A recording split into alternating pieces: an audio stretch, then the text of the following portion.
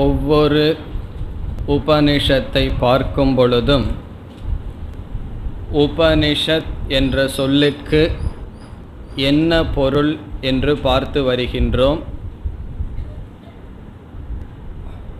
உபனிஷத் என்ற சொல்லுக்கு பிரம்ம வித்யா அல்லது ஆத்ம வித்யா, பரம்பொருளை பற்றிய அறிவு என்ற ஒரே ஒரு பொருள்தான் இருக்கின்றது.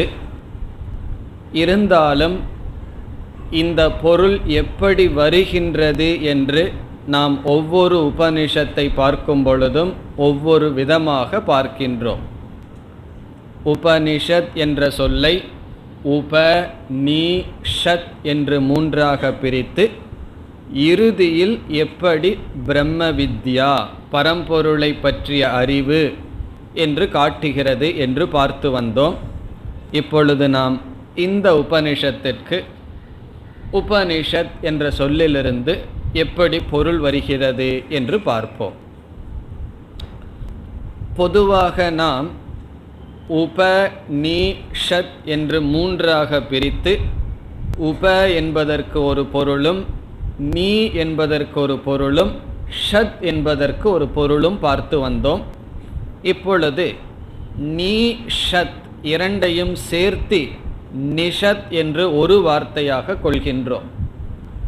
நிஷத் என்றால் அமர்ந்திருக்கின்றது என்று பொருள். நிஷீததி என்று பொருள், அதாவது பிரசன்ட், இருக்கின்றது, அமர்ந்திருக்கின்றது என்று பொருள். பிறகு உப என்ற சொல் மிக மிக அருகில் இருக்கின்றது என்பதை காட்டுகின்றது. ஆகவே உப என்றால் சமீபம், நிஷத் என்றால் அமர்ந்துள்ளது அல்லது இருக்கின்றது. சிட் அப்படின்னு அர்த்தம், ஆனால் நாம் இந்த இடத்துல பிரசன்ட், இருக்கின்றது என்று இறுதியாக பொருள் கொள்கின்றோம். இதனுடைய இறுதியான பொருள் என்ன? மிக மிக அருகில் இருப்பது, அதுதான் இதனுடைய பொருள். மிக மிக அருகில் என்றால் யாருக்கு அருகில் என்ற கேள்வி வரும். நான் இந்த புஸ்தகம் அருகில் இருக்கின்றது என்றால் யாருக்கு அருகில் இருக்கின்றது? எனக்கு அருகில் இருக்கின்றது, எனக்கு முன் அமர்ந்திருப்பவருக்கு அருகில் இருக்கின்றது, உங்களுக்கு தொலைவில் இருக்கின்றது. ஆகவே அருகில் இருக்கின்றது என்றால் யாருக்கு அருகில் இருக்கின்றது என்றால் எனக்கு மிக மிக அருகில் எது இருக்கின்றதோ அது என்பது உபனிஷத். அடுத்த கேள்வி, எனக்கு அருகில் யார் இருக்கா? ஜீரோ டிஃபரன்ஸில் யார் இருக்கின்றார்? நான் தான் இருக்கின்றேன் அல்லது ஆத்மா. ஆத்மா அல்லது பரம்பொருள், பரம்பொருளிடமிருந்து வேறுபடாத ஆத்மாதான் எனக்கு மிக மிக அருகில் இருக்கின்றது. இல்லையே என்னுடைய உடல் இருக்கின்றதே, என்னுடைய மனம் இருக்கின்றதே என்றால் இந்த உடல் மனமெல்லாம் ஆத்மாவிடம் எப்படி இருக்கின்றது என்றால் கயிறு இருக்கின்றது. அந்த கயிற்றின் மீது நாம் பாம்பை அறியாமையில் பார்க்கின்றோம். அந்த பாம்பினுடைய மிக மிக அருகில் யார் இருக்கின்றார்? அந்த கயிறு தான் இருக்கின்றது. கயிற்றுக்கும் பாம்புக்கும் டிஸ்டன்ஸ் ஜீரோ, இந்த இரண்டுக்கும் இடைவெளியே கிடையாது. காரணம், அதன் மீதே ஏற்றி வைக்கப்பட்டுள்ளது.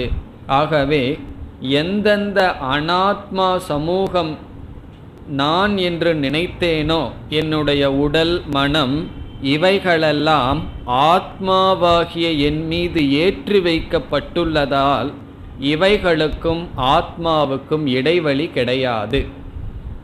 ஆகவே உபனிஷத் என்ற சொல் இறுதியாக ஆத்மாவை குறிக்கின்றது. ஆத்மா எப்படிப்பட்டது என்றால் இந்த தைத்திரிய உபனிஷத்தில் பார்க்க இருக்கின்றோம். ஒரு பெரிய ஆனந்த மீமாம்சை செய்து ஆத்மா ஆனந்த சொரூபம் என்று பார்க்க இருக்கின்றோம். ஆகவே ஆனந்த சொரூபமான முக்தி சொரூபமான ஆத்மா உபனிஷத் என்று பொருள்படுகின்றது. இந்த ஆத்மாவை பற்றிய அறிவை எது கொடுக்கின்றதோ அது உபனிஷத். ஆகவே உபனிஷத் என்றால் மிக மிக அருகில் இருப்பது அது ஆத்ம தத்துவம். அந்த ஆத்ம தத்துவம் அதை பற்றிய அறிவை கொடுப்பது இந்த நூல். ஆகவே உபனிஷத் என்றால் மிக மிக அருகில் இருக்கின்ற அல்லது என்னை பற்றிய ஞானத்தை கொடுக்கின்ற நூல் உபனிஷத். உப அருகில், நிஷத் அமர்ந்திருக்கின்றது. இந்த தைத்திரிய உபனிஷத் கிருஷ்ண யஜுர்வேதத்தை சார்ந்தது. உங்களுக்கு ஞாபகம் இருக்குமோ, கிருஷ்ண யஜுர்வேதத்திலிருந்து வேறொரு உபனிஷத் நம்ம படிச்சிருக்கோம், கடோபனிஷத். அதிலிருந்தே நாம் படித்துள்ளோம். கிருஷ்ண யஜுர்வேதத்தில் 2 சாக்கை இருக்கின்றது, தைத்திரிய சாக்கை, கட சாக்கை என்று. அந்த கட சாக்கையிலிருந்து கடோபனிஷத், தைத்திரிய சாக்கை என்றால் பகுதி, அதிலிருந்து தைத்திரிய உபனிஷத் இருக்கின்றது. நாம் வேதத்தை கர்மகாண்டம் ஞான காண்டம் என்று 2ஆக பிரித்தோம். இந்த கர்ம காண்டத்தையே நாம் 3 பகுதிகளாக பிரிக்கலாம், அல்லது முழு வேதத்தையே 4 பகுதிகளாக நாம் பிரிக்கலாம். எப்படி என்றால், வேதத்தில் முதல் அமைந்திருக்கின்ற பகுதி மந்திரபாகம் என்று பெயர். வேதத்தினுடைய முதலில் அமைந்திருக்கின்ற பகுதிக்கு மந்திர பாகக. அதைத் தொடர்ந்து 2வது அமைந்திருக்கின்ற பகுதிக்கு பிராமண பாகக என்று கூறப்படுகின்றது. 2வது. 3வது ஆரண்ய பாகக என்று சொல்லப்படுகிறது. மந்திர பாகக, பிராமண பாகக, ஆரண்ய பாகக என்று சொல்லப்படுகிறது. பிறகு 4வது உபனிஷத் பாகக என்று முழு வேதமே 4ஆக பிரிக்கப்படுகிறது. மந்திர, பிராமண, ஆரண்ய, உபனிஷத் என்று. நாம் இதுவரை என்ன செய்தோம்? வேதத்தை கர்ம காண்டம் ஞான காண்டம் என்று பிரிக்கும் பொழுது மந்திர, பிராமண, ஆரண்ய பாகத்தை 3ஐயும் சேர்த்து கர்ம காண்டம் என்று சொல்லி வந்தோம். பிறகு ஞான காண்டம் என்று சொல்லும் பொழுது கடைசியில் இருக்கின்ற உபனிஷத்தை ஞான காண்டம் என்று நாம் கூறினோம். இந்த கர்ம காண்டமே 3 பகுதிகளாக பிரிக்கப்படுகின்றது. மந்திர பாகம், பிராமண பாகம், ஆரண்ய பாகம் என்று. பிறகு கடைசியில் இருப்பது வேதாந்தம் அல்லது உபனிஷத். நாம் பொதுவாக என்ன நினைத்து வருகின்றோம்? உபனிஷத் என்றால் அது கடைசியில் தான் இருக்க வேண்டும். காரணம் என்ன? வேதாந்தம் என்று சொன்னாலே வேதத்தினுடைய கடைசி பகுதி என்று. பொதுவாக அப்படித்தான் இருக்கும். ஆனால் சில சமயங்களில் சில உபனிஷத் முதலிலேயே இருப்பதற்கு வாய்ப்புண்டு. மந்திர பாகத்திலே கூட உபனிஷத் இருக்கலாம். அப்பொழுது அது உபனிஷத்துன்னு எப்படி கண்டுபிடிக்கிறது? யாருக்கு எதை பேசுகிறது, எந்த பலனை உடையது என்று நாம் விசாரம் செய்தால் அது மந்திர பாகத்தில் இருந்தாலும் அதை நாம் உபனிஷத்தாக புரிந்து கொள்கின்றோம். ஆகவே உபனிஷத்திற்குள் உபனிஷத் இருக்கலாம், அல்லது மந்திர பாகத்தில் உபனிஷத் இருக்கலாம், பிராமண பாகத்தில் உபனிஷத் இருக்கலாம், ஆரண்ய பாகத்திலும் கூட உபனிஷத் இருக்கலாம். அப்படி மந்திர பாகத்தில் உபனிஷத் இருந்தால் அது மந்த்ரோபனிஷத் என்றும், பிராமண பாகத்தில் உபனிஷத் இருந்தால் பிராமணோபனிஷத் என்றும், ஆரண்ய பாகத்தில் இருந்தால் ஆரண்யோபனிஷத் என்றும். பிறகு உபனிஷத் பாகத்தில் இருந்தால் என்ன சொல்கிறது? உபனிஷத்தோபனிஷத்துன்னு சொல்லக்கூடாது, உபனிஷத். உபனிஷத்தில் இருந்தால் அது உபனிஷத். ஈஷாவாஸ்யோபனிஷத்தெல்லாம் மந்த்ரோபனிஷத் ஆரம்பத்திலேயே இருக்கும். இந்த தைத்திரிய உபனிஷத் ஆரண்யத்தினுடைய கடைசியில் இருக்கின்றது. அது உபனிஷத்துக்கும் ஆரண்ய முடிகின்ற சமயத்தில் இந்த தைத்திரிய உபனிஷத் இருக்கின்றது. பொதுவாக வேதத்தில் மந்திர பாகம் என்ன பேசப்படும் என்றால், விதவிதமான தேவதைகளினுடைய ஸ்துதி இருக்கும். மந்திர பாகத்தை பார்த்தால் எல்லா தேவதைகளினுடைய ஸ்துதி தான் அங்கு இருக்கும். ஆகவே அது மந்திர பாகம் என்று சொல்லப்படும். இந்திரனை பற்றியாகட்டும், அல்லது எந்த வாயுவை பற்றியாகட்டும், ஹிரண்ய கர்ப்பனாகட்டும், எல்லா தேவதைகளை குறித்த ஸ்துதி மந்திரங்கள் மட்டும் இருக்கும். அது முதல் பகுதி மந்திர பாகம். இந்த பிராமண பாகத்தில் என்ன இருக்கும் என்றால், இந்த ஸ்துதி வாக்கியங்களை எல்லாம் வைத்துக்கொண்டு எந்த யாகங்களில் எப்படி இந்த மந்திரத்தை பயன்படுத்த வேண்டும் என்று யாக விதிமுறைகளெல்லாம் பிராமண பாகத்தில் இருக்கும்.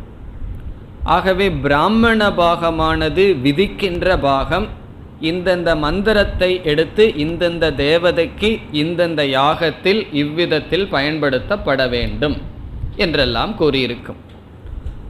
மந்திர பாகத்தில் வெறும் தேவதா ஸ்துதி தான்.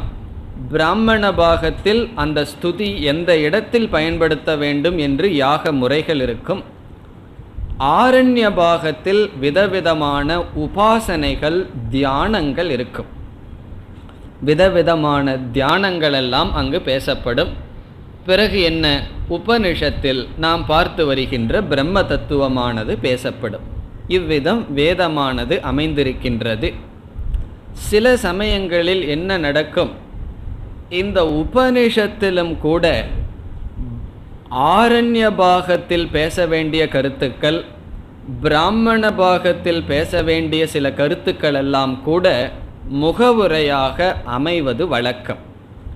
இதெல்லாம் நம்ம ஏன் இப்போ பார்க்குறோம்னு சொன்னால், நாம் பார்க்க போகின்ற தைத்திரிய உபனிஷத் 3 அத்தியாயங்களை கொண்டது. அந்த 3 அத்தியாயங்களை வள்ளி என்று நாம் அழைக்கின்றோம். அந்த 3 அத்தியாயத்தில் முதல் வள்ளியும் கடைசி வள்ளியும் பிரம்ம ஞானத்தை பற்றி பேசாது. குறிப்பாக முதல் வள்ளியில் நாம் பிரம்ம ஞானத்தை பற்றி பேசவே போவது கிடையாது. பிறகு என்ன பேசப் போகின்றோம் என்றால், வேதத்தில் ஆரண்ய பாகத்தில் விதவிதமான உபாசனைகள், தியானங்கள் பேசப்பட்டிருக்கும். பிறகு பிராமண பாகத்தில் மற்ற இடங்களிலும் நல்ல நல்ல பண்புகள் பேசப்பட்டிருக்கும். வேல்யூஸ், விதவிதமான விதிமுறைகள், எப்படி வாழணும் என்கின்ற விதிமுறைகள் பேசப்பட்டிருக்கும். சுருக்கமாக சொன்னால் சாதனைகள், நம்முடைய கடமைகள், அவைகளெல்லாம் தான் முதல் பகுதியில் நாம் பார்க்க இருக்கின்றோம். இந்த தைத்திரிய உபனிஷத்தினுடைய முதல் பகுதிக்கு சீக்ஷாவல்லி என்று பெயர். சீக்ஷாவல்லி என்று பெயர் வர காரணம், இந்த முதல் வள்ளியானது, அத்தியாயமானது சீக்ஷா என்று துவங்குகின்றது. ஆகவே சீக்ஷாவல்லி என்று பெயர். வேறு காரணம் கிடையாது. முதல் வார்த்தை சீக்ஷா என்று துவங்குவதனால் சீக்ஷாவல்லி. எப்படி கேனோபனிஷத்துக்கு ஏன் கேனோபனிஷத்துன்னு பெயர் வந்தது? கேனேஷிதம் என்று கேனங்கிற வார்த்தையில் துவங்கியதனால் அந்த பெயர். அதே போல சீக்ஷா என்று துவங்கியதனால் முதல் அத்தியாயத்துக்கு சீக்ஷாவல்லி என்று பெயர். இரண்டாவது அத்தியாயம் பிரம்மவித் ஆப்னோதி பரம் என்று பிரம்ம என்ற வார்த்தையில் துவங்குகிறது. அந்த பகுதியில்தான் நாம் முழு பிரம்ம தத்துவத்தை விசாரம் செய்ய இருப்போம். ஆகவே பிரம்ம என்று துவங்குவதனால் பிரம்மவல்லி என்று பெயர். பிரம்மவல்லி இரண்டாவது. இந்த இரண்டாவது வல்லியில் மற்ற உபனிஷத்தில் இல்லாத ஒரு விசாரம் இங்கு விரிவாக இருக்கின்றது. மனிதனுடைய மனதில் இருக்கின்ற ஆனந்தத்தை எடுத்து விசாரம் செய்து ஆனந்தத்தின் மூலமாக பரம்பொருளானது விளக்கப்படுகிறது. ஆகவே ஆனந்த மீமாம்சா இங்கு செய்யப்படும். மீமாம்சா என்றால் விசாரம். ஆகவே இரண்டாவது வல்லிக்கு ஆனந்தவல்லி என்ற பெயரும் இருக்கின்றது. இந்த ஆனந்தம் யாருடைய சொரூபம்? பிரம்மத்துடைய சொரூபம். ஆகவே சில சமயங்களில் பிரம்மானந்தவல்லி என்றும் அழைப்பது உண்டு. இப்போ இரண்டாவது அத்தியாயத்திற்கு 3 பெயர்: பிரம்மவல்லி, ஆனந்தவல்லி, இந்த ரெண்டையும் சேர்த்து பிரம்மானந்தவல்லி என்று பெயர். இந்த இரண்டாவது அத்தியாயத்தில் தான் நாம் மிக மிக தெளிவாக படிப்படியாக பஞ்ச கோஷ விவேகத்தின் மூலமாக பரம்பொருளினுடைய தத்துவத்தை விசாரம் செய்ய இருக்கின்றோம். இந்த உபனிஷத் அதுக்கு ஃபேமஸ். எப்படி ஒவ்வொரு உபனிஷத்து ஒவ்வொரு ஸ்பெஷல்னு நம்ம பார்த்தோம். கைவல்யோபனிஷத்து எப்படி நிதித்தியாசனம் ஸ்பெஷலாக பேசிச்சோ, அதே போல் இந்த உபனிஷத்தில் ஆனந்தத்தை பற்றிய விசாரம், அது தெரிந்து கொள்ள வேண்டிய விசாரம். பிறகு பஞ்ச கோஷ விவேகம் மிக மிக படிப்படியாக செய்யப்படுகின்றது. ஆகவே ஒரு முறையை, தெளிவான ஒரு படியை நாம் இந்த இரண்டாவது வள்ளியில் பார்க்க இருக்கின்றோம். அது ரொம்ப நல்லா இருக்க போகுது. எதுவுமே நல்லா இருக்கிறது ரொம்ப சுலபமாக கிடைச்சிடக்கூடாது அல்லவா? அதனால் முதல் அத்தியாயம் பூரா நம்ம பொறுமையாக சொல்கிற தியானத்தை கேட்டுட்டு, சொல்கிற பண்புகளை எல்லாம் கேட்டுட்டு பொறுமையாக இருந்தால் தான் நம்ம பிரம்மானந்த வள்ளிக்குள்ளே போய் அந்த ஆனந்தத்தை அனுபவிக்க முடியும். உபனிஷத்தே நல்ல ப்ரிப்பரேஷன் கொடுக்கின்றது. பிறகு மூன்றாவது வள்ளி பிருகு என்ற வார்த்தையுடன் துவங்குகின்றது. ஆகவே பிருகுவல்லி என்று பெயர். இந்த மூன்றாவது வள்ளியிலும் புதிதான பிரம்ம வித்யா இருக்காது. இரண்டாவது வள்ளியில் சொல்லப்பட்ட பிரம்ம வித்யாவே அங்கு ஸ்துதி செய்யப்படுகின்றது. ஒரு சிஷ்யன் குருவை அறிமுகப்படுத்தி அவரும் எப்படி படிப்படியாக பிரம்மத்தை அறிந்தார் என்று ஆரம்பத்தில் அதே பிரம்ம வித்யாவினுடைய ஸ்துதி வரும், உபதேசம் வராது. பிறகு இறுதியில் சில பண்புகள், தியானங்கள். பிறகு உபனிஷத் எப்படி முடியும்? ஆனந்தத்தை அவன் அடைந்ததாக உபனிஷத் முடியும். ஆகவே பிருகுவல்லியில் ஞானம் இருக்கின்றது, உபதேசமாக இல்லை. சிஷ்யன் அடைந்ததாகவும் படிப்படியாக அடைந்ததாகவும் இருக்கும். பிறகு சில தியானங்கள், சில பண்புகள், சாதனைகள், வேல்யூஸ், இவைகளையெல்லாம் பார்க்க இருக்கின்றோம். இதுதான் தைத்திரிய உபனிஷத்தினுடைய பிக்சர். அதாவது முதல் நாம் பார்க்க இருக்கின்ற சீக்ஷாவல்லியில் சாதனைகள் வர இருக்கின்றது, தியானங்கள் வர இருக்கின்றது. நான் உபனிஷத்தினுடைய மாணவனாச்சே, சாதனை தியானமெல்லாம் கேட்க மாட்டேன், எனக்கு நேரடியாக தான் பிரம்ம ஞானம் வேணும்னு சொல்லக்கூடாது. இவைகளெல்லாம் ப்ரிப்பரேஷன். பிறகு வேறு சில நம்ம வேதம் சம்பந்தமான சில கருத்துக்களை எல்லாம் தெரிஞ்சுக்குவோம். இதெல்லாம் நான் ஆரம்பத்தில் சொல்வதற்கு காரணம், கிராமர் எல்லாம் வரப்போகுது. கிராமர் வரும், அக்ஷரங்களை பற்றி எல்லாம் வரும். இதெல்லாம் தெரிஞ்சுக்குவோம். உங்களுக்கு எவ்வளவு தேவையோ அந்தளவு நம்ம பார்க்க இருக்கின்றோம். தேவைக்கு மீறி நம்ம பார்க்க மாட்டோம். ஆனால் இவைகளும் இந்த சைடு டிஷ் இருக்கிறது போல, இவைகளையும் நாம் தெரிந்து கொள்வது நல்லது தான். நல்ல கருத்தெல்லாம் வர இருக்கின்றது. அதனால் நம்ம என்ன செய்வோம், சங்கரர் சில வார்த்தைகளுக்கு சொல்கிற லட்சணங்களை எல்லாம் பார்த்துட்டு போனோம் அப்படின்னா நமக்கு நல்ல ஒரு இன்ஃபர்மேட்டிவாக தான் இருக்குமே தவிர தேவையற்ற கருத்து என்பது கிடையாது. பிறகு பிரம்மவல்லிக்குள்ளே சென்றதற்கு பிறகு தான் நம்ம உபனிஷத்தை சீரீஸாக ஆரம்பிப்போம். எப்படி கட்டோபனிஷத்தில் கொஞ்ச நேரம் கதையாக போச்சோ, அப்படி சீக்ஷாவல்லி முழுவதும் இவ்வாறு நல்ல கருத்துக்களுடன் இருக்கும். பிறகு பிரம்ம ஞானம், பிறகு பிரம்ம ஞான ஸ்துதி, மீண்டும் சாதனைகள், தியானம், ஞான பலம். இவ்விதம் உபனிஷத் அமைந்துள்ளது. இந்த உபனிஷத் மற்ற உபனிஷத்தை போல ஒரு மந்திர ரூபம், அதாவது ஸ்லோக ரூபமாக இல்லை. முழு உபனிஷத் உரைநடையாக இருக்கின்றது. உரைநடைனா நமக்கு தெரியுமே, ப்ரோஸ் ஆர்டர். அது பத்தி மாதிரி, பேராகிராஃப் மாதிரி, ஏதோ இந்த எஸ்ஸை எழுதிட்டு போகிற மாதிரி தான் இந்த உபனிஷத் இருக்கின்றது. இந்த உரைநடையாக இருந்தால் எப்படி நாம் 1, 2ன்னு சொல்வது என்றால், அதற்கு சமஸ்கிருதத்தில் அணுவாகக என்று பெயர். அணுவாகக என்றால் பேராகிராஃப், பத்தின்னு சொல்கிறது. பேராகிராஃப் சிலதெல்லாம் ரொம்ப தமிழில் சொன்னாலும் நமக்கு புரியாது. பஸ்ஸுன்னு ஈஸியாக சொல்லிடலாம், பேருந்து வண்டின்னு சொன்னால் தான் புரியாது. அதே போல் பேராகிராஃப்ங்கிற வார்த்தை நமக்கு புரியும். அணுவாகம் என்றால் சின்ன சின்ன பத்திகள்.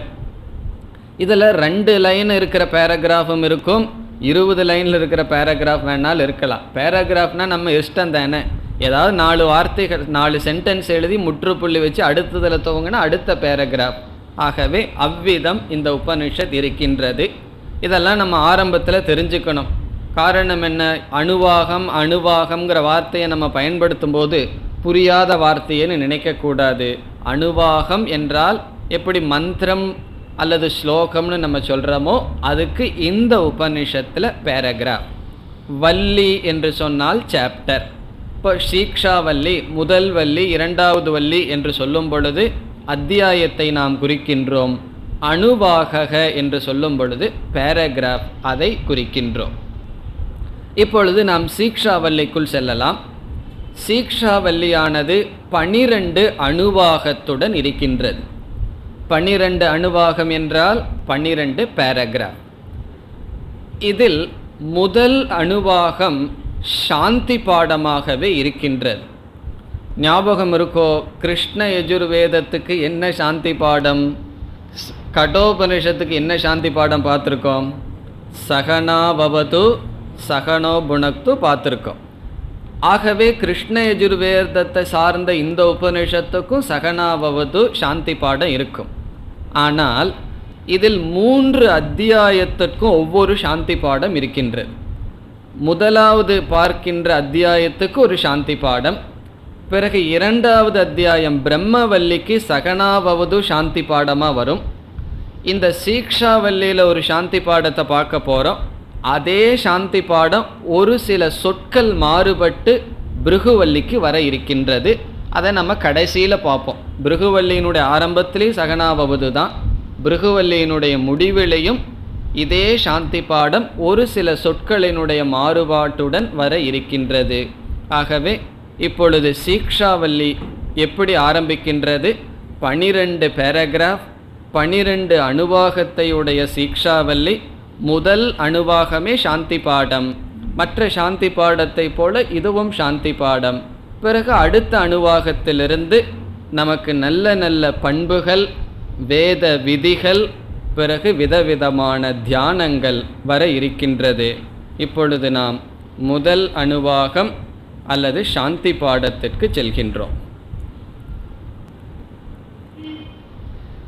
ஷன்னோ மித்ரஷம் வருணக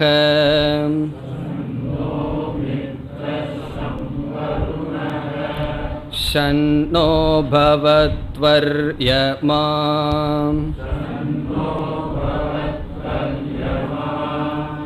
ஷன்ன இந்த்ரோ ப்ருஹஸ்பதிஹி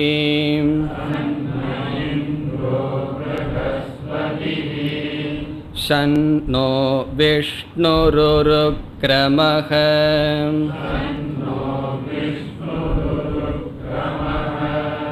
நமோ பிரம்மணே நமஸ்தே வாயோ த்வமேவ பிரத்யக்ஷம் பிரம்மாசி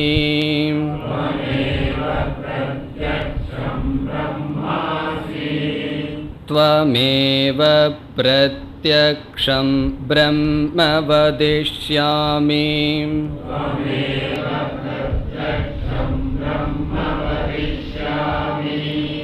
ரிதம் வதிஷ்யாமி சத்யம் வதிஷ்யாமி தன்மாமவது தத்வக்தாரமவது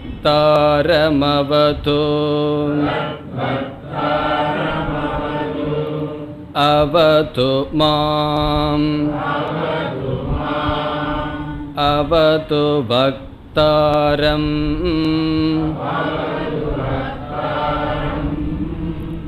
ஓம் சாந்தி சாந்தி சாந்திஹி.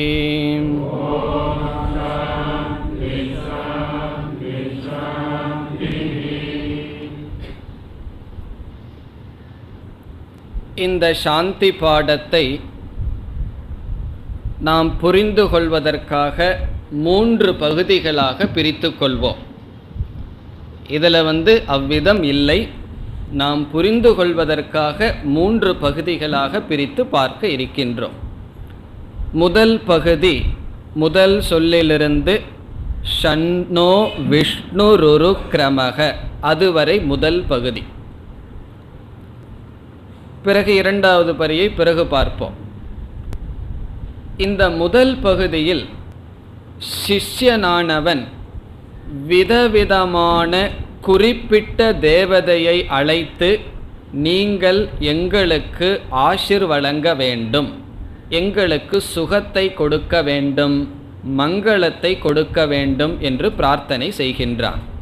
ஆகவே முதல் பகுதியில் விசேஷ தேவதைகள், தனித்தனி தேவதைகளை அழைத்து நீங்கள் எங்களுக்கு மங்களத்தை கொடுக்க வேண்டும். ஷம் என்ற சொல்லுக்கு பொருள் சுகம், மங்களம். ஷன் நோ மித்ர ஷம் வருணக. ஷன் நக என்றால் நக அஸ்மாகம், எங்களுக்கு. இந்த பிரார்த்தனை சிஷ்யனால் செய்யப்படுகின்றது. ஆகவே சிஷ்யனானவன் கேட்கின்றான், அஸ்மாகம், எங்களுக்கு. எங்களுக்கு என்ற சொல்லினுடைய பொருள் என்ன? குரு சிஷ்யர்களாகிய எங்களுக்கு. மித்ரக, மித்ரக என்பது தேவதையினுடைய பெயர். மித்ரன் என்கின்ற தேவதா ஷன். ஷம் என்ற சொல்லுக்கு பிறகு பவது என்ற வார்த்தையை சேர்த்திக்கணும். ஷம் பவது. மித்ரதேவன் எங்களுக்கு மங்களத்தை கொடுக்கட்டும். ஷம் என்றால் சுககிருத் பவது, சுகத்தை கொடுப்பவராக இருக்கட்டும். இந்த முதல் பகுதியில் விதவிதமான தேவதைகளை அழைத்து அவர்களிடமிருந்து நன்மையை அல்லது ஆசீர்வாதத்தை பிரார்த்தனை செய்கின்றான் சிஷ்யன். மித்ரக என்ற தேவன் நம்முடைய வெளி மூச்சுக்கு அதிஷ்டான தேவதை, வெளியே விடுகின்ற பிராணனுக்கு அதிஷ்டான தேவதை. அது மட்டுமல்ல, ஒரு நாளில் பகலுக்கு அதிஷ்டான தேவதை மித்ரன். ஆகவே மித்ரனிடம் நாம் என்ன கேட்கின்றோம்? எப்படிப்பட்ட தேவதை மித்ரன் என்பவர்? பகலுக்கு அதிஷ்டான தேவதை. நாம் வெளியே விடுகின்ற மூச்சு காற்றுக்கு அதிஷ்டான தேவதை மித்ரன். அவ்விதம் பிராணனுக்கும் பகலுக்கும் அதிஷ்டான தேவதையான மித்திரனை நாம் என்ன கேட்கின்றோம்? எங்களுக்கு அந்த மித்திரன் மங்களத்தை கொடுக்கட்டும். பிறகு ஷம் வருணக. வருணக என்பதும் ஒரு தேவதை. இந்த வருண தேவன் உள்ளே இழுக்கின்ற காற்றுக்கும், அபானன், நாம் உள்ள மூச்சை உள்ளே எடுக்கிறோமே அந்த பிராணனுக்கும் இரவுக்கும் அதிஷ்டான தேவதை. இரவுக்கும் உள்ளே இழுக்கின்ற காற்றுக்கும் அதிஷ்டான தேவதை. அபான, ராத்திரி, இந்த இரண்டுக்கும் அதிஷ்டான தேவதை. அப்படிப்பட்ட இரண்டு தேவதைகளிடமிருந்தும் நாம் எதை கேட்கின்றோம்? நன்மையை கேட்கின்றோம், மங்களத்தை கேட்கின்றோம். இப்போ ஷன்னோ மித்ர ஷம் வருணக. இப்போ வருணக நக ஷம் பவது, சுககிருத் பவது. வருணன் எங்களுக்கு நன்மையை கொடுக்கட்டும். முதல்ல இதனுடைய மொழிபெயர்ப்பை பார்த்துட்டு விளக்கத்துக்கு போவோம். அடுத்த சொல் ஷன்னக பவது அர்யமா. அர்யமா என்பவர் கண்ணுக்கும் ஆதித்யனுக்கும் சூரியனுக்கும் அதிஷ்டான தேவதை.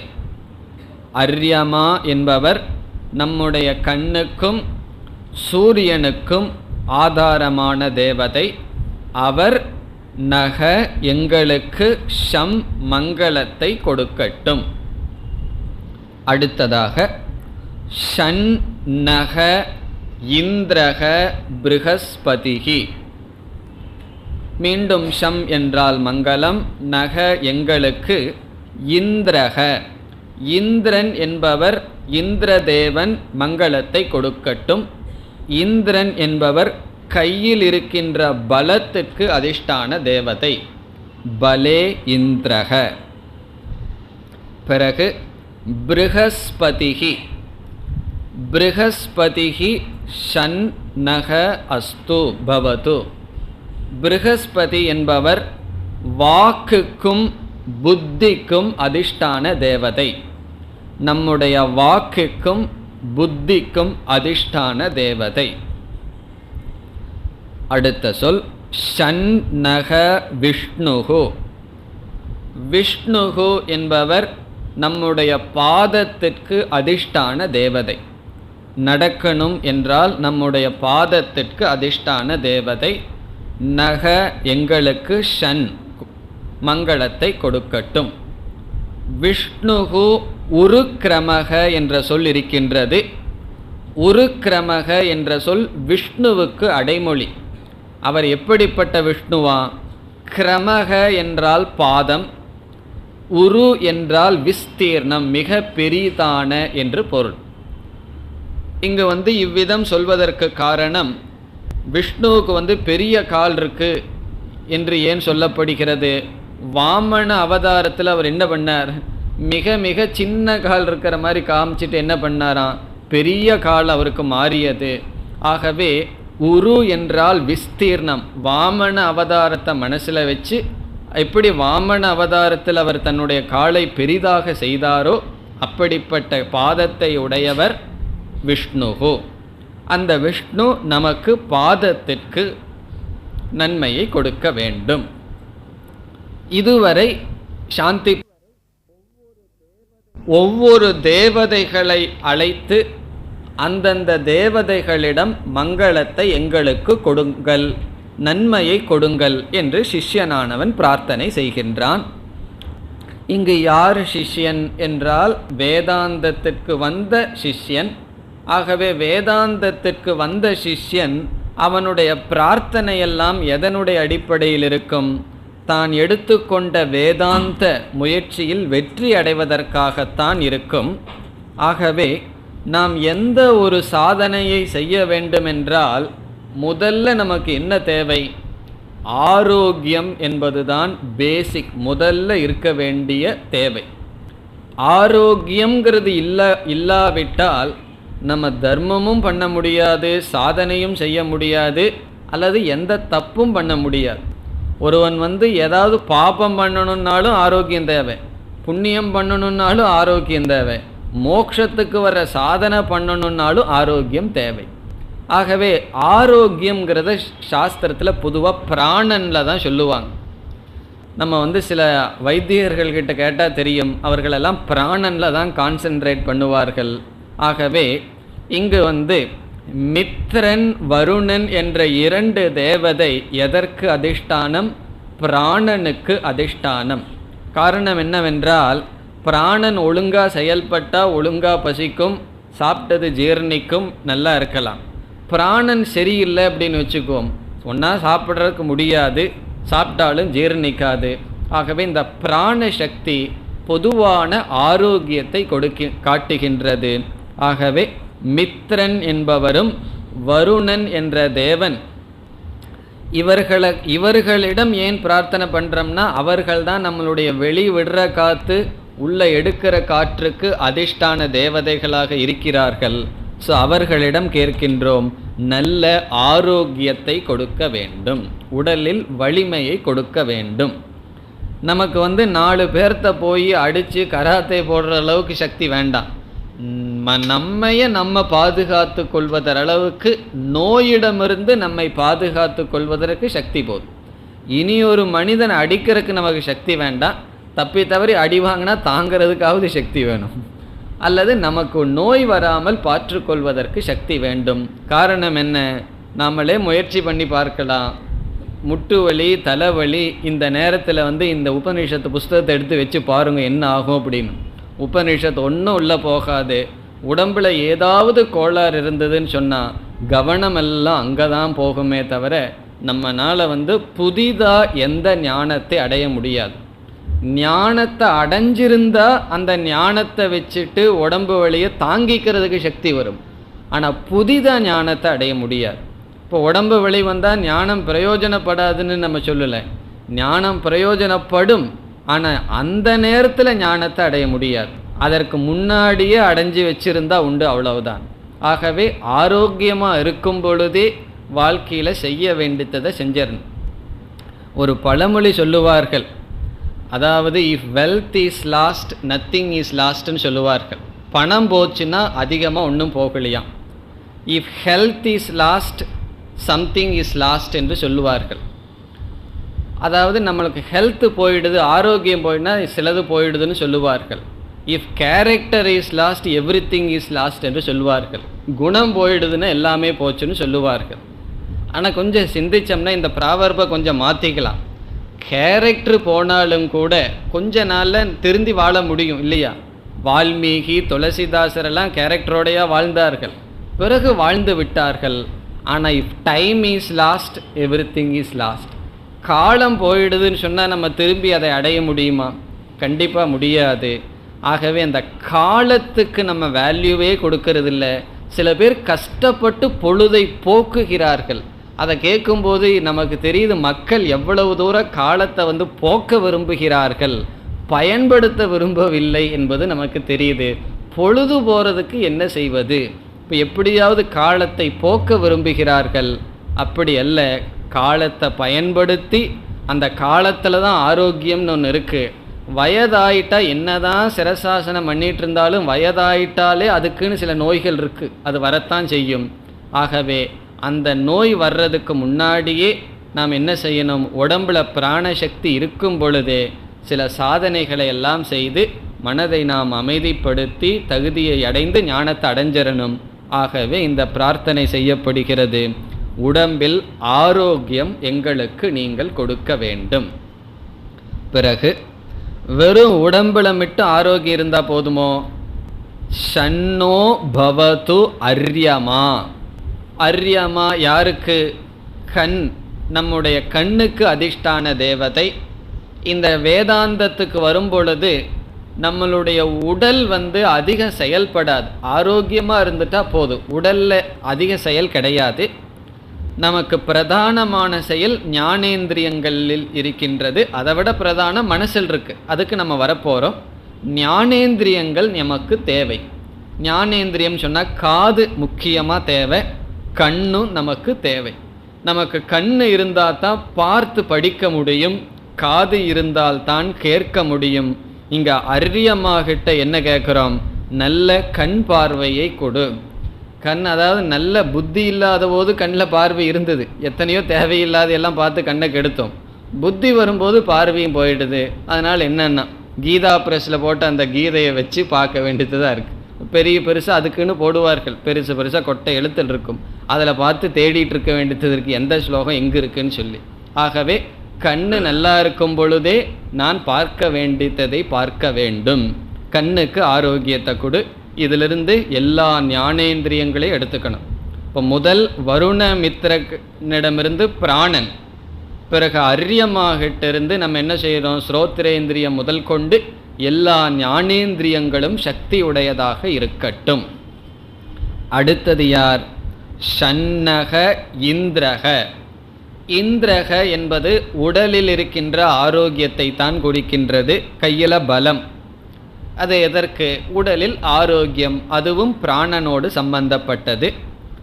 பிறகு அடுத்தது தான் நமக்கு முக்கியமான ஆள் வர்றார், ப்ருஹஸ்பதிகி. ப்ருஹஸ்பதி ரொம்ப முக்கியமானவர். சிலதெல்லாம் இந்த நல்ல வார்த்தையெல்லாம் நம்ம என்ன செய்வோம்? ரொம்ப தேவையில்லாத ஒரு பொருளை கொடுத்து பழகியிருக்கோம். ஒருவன் ரொம்ப முட்டாளாக இருந்தால் ப்ருஹஸ்பதின்னு சொல்லி பழகியிருப்போம். ரொம்ப அறிவாளிக்கு தான் ப்ருஹஸ்பதின்னு பேர். காரணம் என்ன? அவர் எதுக்கு அதிஷ்டான தேவதை? வாக்குக்கும் புத்திக்கும் அதிஷ்டான தேவதை. ஆகவே புத்திக்கும் வாக்குக்கும் அதிஷ்டான தேவதையான ப்ருஹஸ்பதி எனக்கு எதை கொடுக்கணும்? நல்ல புத்தியை கொடுக்க வேண்டும். வாக்கையும் கொடுக்கணும், நல்லா ஒழுங்காக பேசுகிற வாக்கை கொடுக்கணும், பிறகு புத்தியையும் கொடுக்க வேண்டும். இதை பற்றியெல்லாம் நம்ம சீக்ஷாவளியிலேயே பார்க்க இருக்கின்றோம். மதுமத்தமான்னு சொல்லி பிரார்த்தனை பண்ண போகிறான் சிஷ்யன். என்னுடைய வார்த்தை மிக மிக மென்மையாக மதுரத்தை போல் ஆகட்டும்னு பிரார்த்தனை செய்ய இருக்கின்றான். இந்த சீக்ஷாவல்லியில் வர்ற சில பிரார்த்தனைகள் எல்லாம் மிக நல்ல பிரார்த்தனைகள். அதாவது இந்த வள்ளிக்குள்ளேயே மீண்டும் சில பிரார்த்தனைகள் எல்லாம் வர இருக்கின்றது. அப்பொழுது பார்க்கலாம். இங்கே எது கேட்குறோம்? நல்ல புத்தி தேவை. நல்ல புத்தினா என்ன? சரியாக புரிந்து கொள்கின்ற புத்தி. ஒரு சூழ்நிலையை அல்லது ஒன்றை தவறாக புரிந்து கொள்ளாமல் சரியாக புரிந்து கொள்கின்ற புத்தி, அல்லது புத்தி கூர்மை நமக்கு தேவை. இந்த புத்தி கூர்மையெல்லாம் எப்போ நின்றுன்னு சொன்னால், இந்த புத்தி புத்திங்கிறது பயன்படுத்திகிட்டு இருக்கிற வரைக்கும் தான் ஃப்ரெஷ்ஷாக இருக்கும். ஸ்கூல் காலேஜ் படித்து முடித்ததுக்கப்புறம் நம்ம வியாபாரம் பண்ணிடுறோம்னு வச்சுக்குவோம். இந்த வியாபாரத்துக்கு தகுந்த கணக்கு போட தெரியும், கம்ப்யூட்டர் இருக்குது, அதுவும் போட வேண்டாம். அப்போ என்ன ஆகும்னு ஒரு 5-6 வருஷம் அல்லது வெறும் சமையல் பண்ணிகிட்டே இருந்தோம்னு வச்சுக்குவோம். என்ன ஆகும், அந்த புத்தியினுடைய ஆக்டிவிட்டீஸ் அந்த புத்திக்கு ஒரு சேலஞ்சே கொடுக்கறது இல்லை. அதனால் என்ன ஆகும்னா அந்த புத்தியினுடைய செயல்பாட்டு இழந்துவிடும். பஞ்சீகரணம்னு சொன்னாவே ரொம்ப கஷ்டம்னு சொல்லிடுவார்கள்.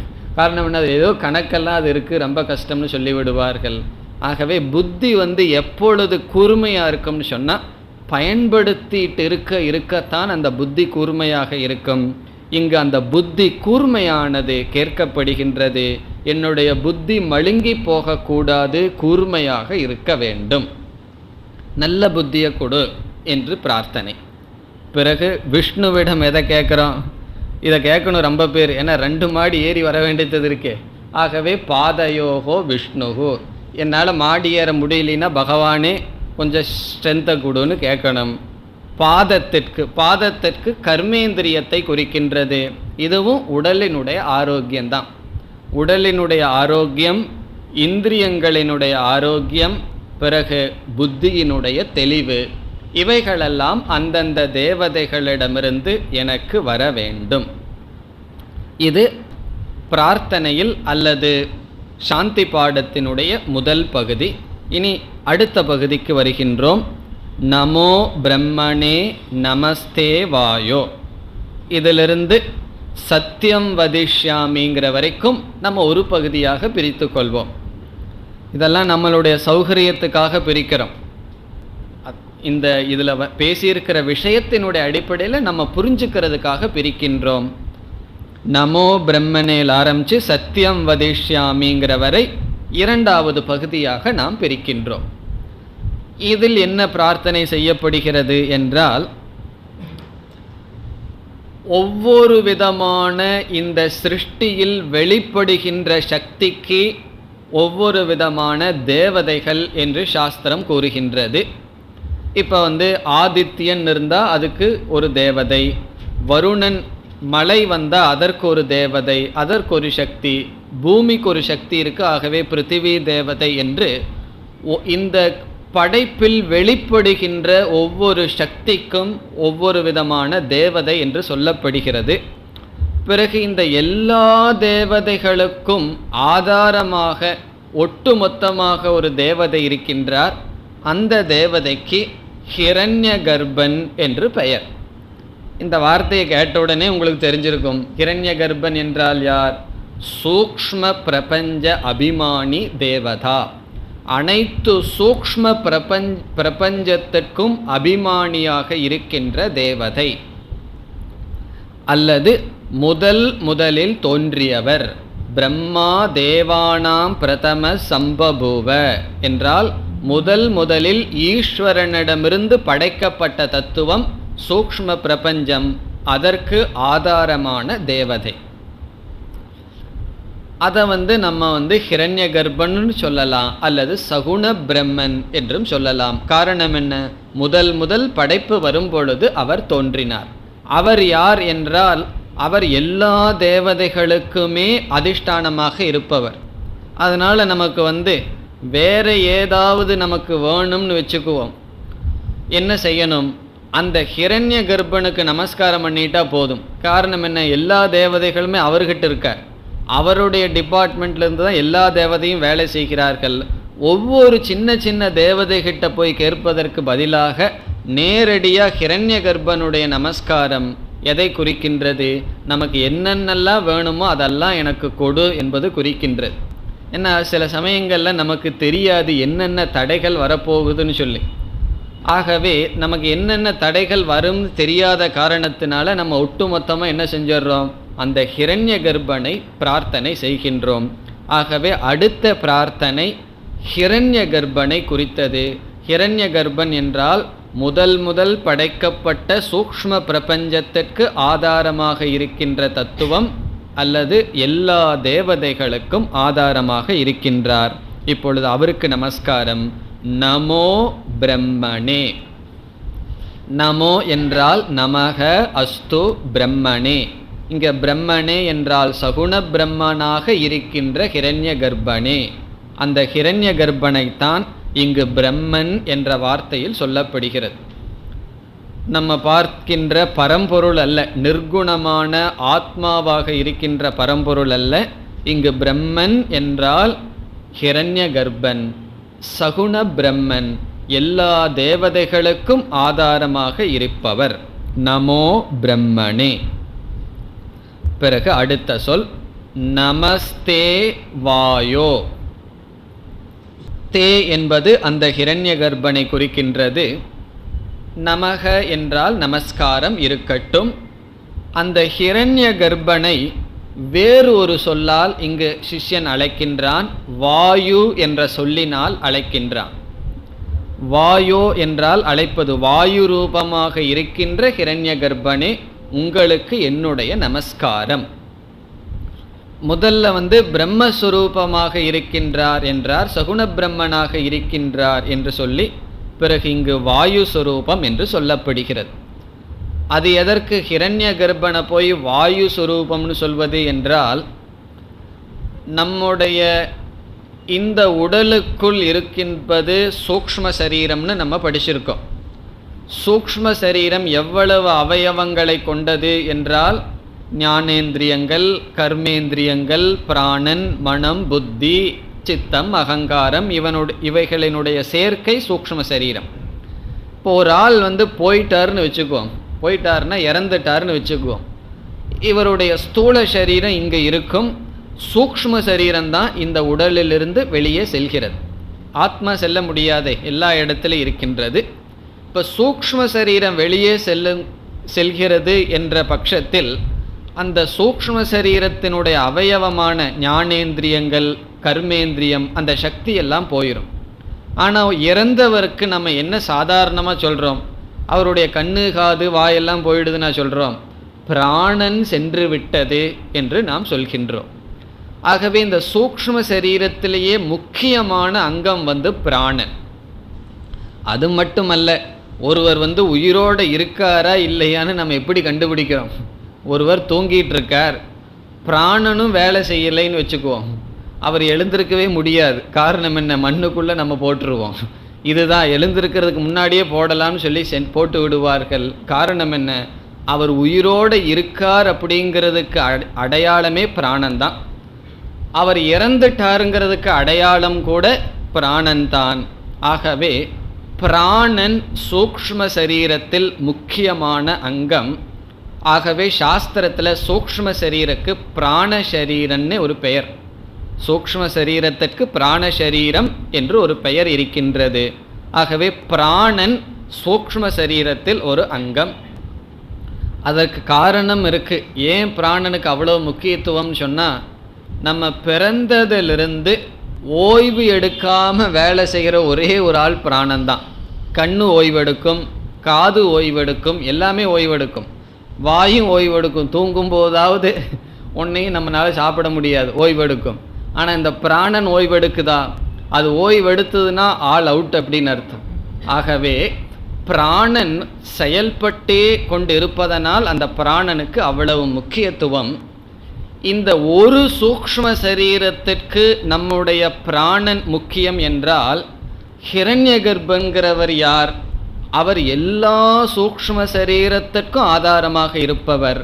ஆகவே அந்த எல்லா சூக்ஷ்ம சரீரத்திற்கும் ஆதாரமாக இருக்கின்ற வாயு, வெளியே இருக்கின்ற வாயு ஹிரண்ய கர்ப்பனுடைய பிராணன். எப்படி நம்முடைய உடலில் இருக்கின்ற பிராணன்னு சொல்கிறோமோ, அதே போல வெளியே இருக்கின்ற வாயு ஹிரண்ய கர்ப்பனுடைய சொரூபம், அல்லது அந்த வாயின் மூலமாக ஹிரண்ய கர்ப்பனை குறிக்கின்றோம்.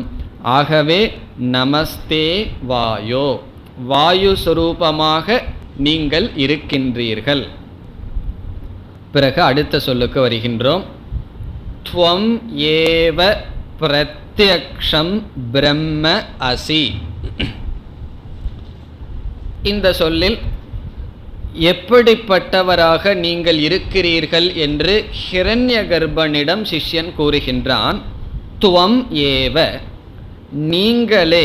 துவம் என்பது நீங்கள்னு அந்த ஹிரண்ய கர்ப்பனை சொல்கின்றான்.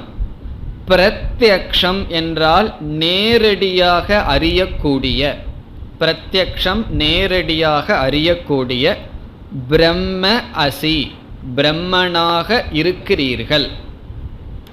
இந்த ஹிரண்ய கர்ப்பனான நீங்கள் நேரடியாக அறியக்கூடிய பிரம்மனாக இருக்கிறீர்கள்.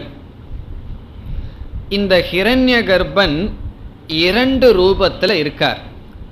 ஒன்று பரோக்ஷ ரூபத்தில் இருக்கார், இனி ஒன்று பிரத்யக்ஷ ரூபத்தில் இருக்கார்.